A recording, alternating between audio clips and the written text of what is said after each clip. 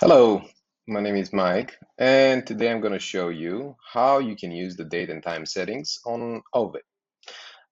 In your profile settings, you can see you have a section called date and time settings. Whenever you create an account on Oveit, the system automatically detects where you are from and what are the most likely date formats and time formats.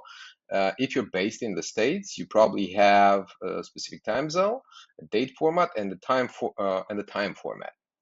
However, if for some reason the system has mistakenly set up the time zone, the date format, and the time format, you can change it from your profile settings. This is where you can search for your time zone. Where you can search for the time format, and we have four options here. And the time format, which again you can choose from here. Now, let's say you have a general type of time zone, date format, and time format, but for some reason, for some event, you might want to override it. In your event settings, under advanced settings, you can uncheck the use default date and time settings option, and you can set it specifically for that event.